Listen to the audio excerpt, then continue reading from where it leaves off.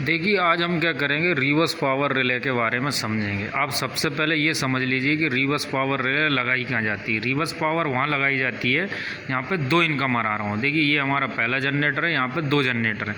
दो जनरेटरों की जगह दो ट्रांसफार्मर भी हो सकते हैं या दो और कोई भी इनकमर हो सकती है, यानी टर्बो भी हो सकते हैं, अपने इनको टरबाइन बोलते हैं, वो भी हो सकते हैं। यहाँ पे हमारी मेन एमपीवी की सप्लाई हुई है और दो हमारे ये जनरेटरों के रिवर्स पावर इस्तेमाल हैं। हमारे रिवर्स पावर हम दो जनरेटरों की सप्लाई को मिक्स होने से रोकने के लिए वो लगाते हैं। यदि बाय दफ़े किसी भी कारण इस पैनल में कहीं से भी पूरे में से रिवर्स पावर इस जनरेटर का इस जनरेटर को मिलता है तो हमारा रिवर्स पावर रिले की सारी जवाबदारी होती है इसको रोकने की, ट्रिप कराने की, कि हमारा इतनी से इतनी देर में ये ट्रिप करा देगा। देखिए हम इसके पास चलते हैं, ध्यान से समझ लीजिए।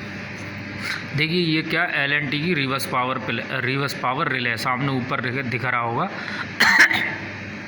देखिए इस तरफ यहाँ पे मेरा हाथ दिख रहा है, यहाँ पे आपको ऑफ़ का कंडीशन दिख रहा होगा, ये ऑफ़ हो जाएंगे और ये हमारे ऑन हो जाएंगे इस तरफ इसके स्विचेस जो है, ठीक है।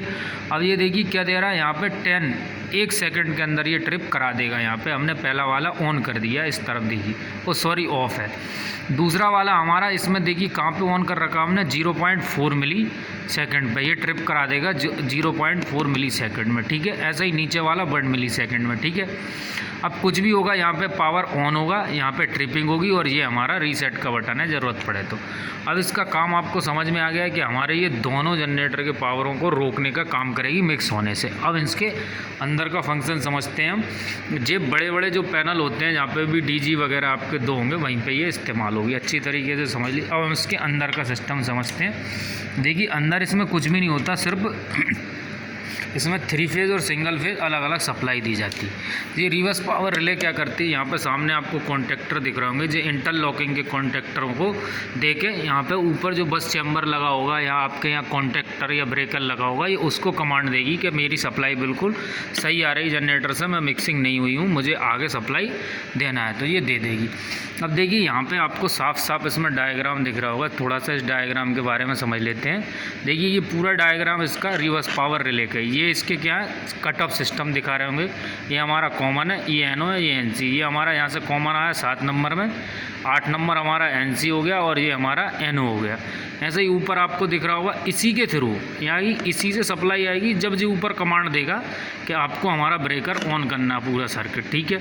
ये देखिए इसमें 110 पे भी काम करेगा ये और 440 पे भी, यानी अभी हमारा 110 पे सेट है और 95 वोल्टेज से सिंगल फेज पे 240 के बीच में AC DC पे काम करेगा। अब देखिए इसकी वायरिंग समझते हैं। देखिए R यहाँ पे दिख रहा होगा, R ये लगा हुआ है, न्यूट्रल जे लगा हुआ है, बाय जे लगी, 20 जे लगी है। ये हमारे काय के हैं, ऊपर से जो जनरेटर की सप्लाई आई हुई है हमारे इसके तीनों चारों यहाँ पर लगे हुए हैं। देखिए R फेज़, बाय फेज़ और B फेज़ जे लगे हुए हैं, न्यूट्रल जे लगा हो। और इसकी जो कंट्रोलिंग का लगा हुआ है जी हमारे दो वायरों के कंट्रोल थ्रू ये पूरा सिस्टम को, इस पैनल को कंट्रोल करके ये रखेगी। कैसे रखेगी, NO और NC। यदि रिवर्स पावर आएगा तो ये यहीं से कट करा देगी हमारी, देखिए।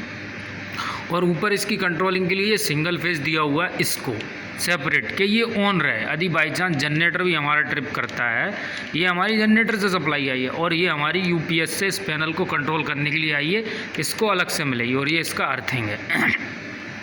देखिए हमारा यहाँ से ये क्या करेगी, 3 फेज़ सीधा जनरेटर से उठाएगी सप्लाई से, लोड से।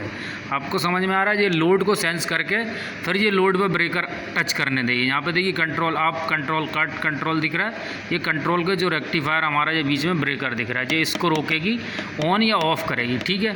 यहाँ पे ये किसके, लोड के थ्रू, जो हमारा लोड है उससे, ना कि इस कंट्रोलिंग से नहीं करेगी, सिर्फ जो ऑन लोड जनरेटर उसके थ्रू ये काम करेगी। इसकी वायरिंग आपको समझ में आ गई। देखिए मैं आपको साफ साफ दिखा देता हूँ, बिल्कुल क्लियर दिख रही होगी। सबसे नीचे हमारा B फेज़ लगा हुआ है, फिर हमारा Y लगा हुआ है, फिर न्यूट्रल लगा हुआ है और फिर हमारा R फेज़ लगा हुआ है। फिर एक छोड़ के देखिए एक NO है, एक NC है, फिर हमारा न्यूट्रल है, फिर हमारा फेज़ है और फिर अर्थिंग है। यहाँ पे दिख रहा होगा आपको, शायद साफ साफ लिखा हुआ दिख रहा होगा कि हमारा ऐसे ऐसे इसमें सप्लाई आई हुई है। ये हमारी रिवर्स पावर रिले है। रिवर्स पावर रिले का इस्तेमाल हम रिवर्स पावर यानी पावर मिक्सिंग होने से रोकने के लिए करते हैं, इसको बोलते हैं पूरा रिवर्स पावर रिले। ये आपको समझ में आ गई होगी, मैं आशा करता हूँ। धन्यवाद।